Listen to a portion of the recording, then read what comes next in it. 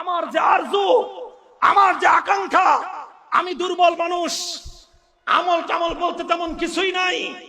জিন্দেগির এক অর্ধ শতাব্দী অতিক্রান্ত করে জীবনের প্রৌঢ়ত্বের দ্বার প্রান্তে উপনীত এ পর্যায়ে এসে শুধু আজ আমার আগামী দিনের সন্তানদের কাছে এই আবেগ আর এই আরজু আমি ব্যক্ত করতে চাই। আমি অনেক বড় বুজুর্গ নই, অনেক আমলওয়ালা কেউ নই, অনেক এলেমওয়ালাও কেউ নই, তবে আমার হৃদয়ের আকাঙ্ক্ষা হলো আমার নাম যুগের ওই সমস্ত আলেমদের কাতারে লিপিবদ্ধ হয়ে যাক, যে কাতারে ইমাম আজম আবু হানিফার নাম ছিল, যেখানে শাইখুল হাদিস আল্লামা আজিজুল হকের নাম রয়েছে, যেখানে শাইখুল হাদিস আল্লামা জুনায়েদ বাবু নগরীর নাম রয়েছে। তাদের কাতারে শামিল হওয়ার জন্য শাহাদাতকেই নিজের জীবনের চরম পাওয়া হিসেবে বিবেচনা করেছি।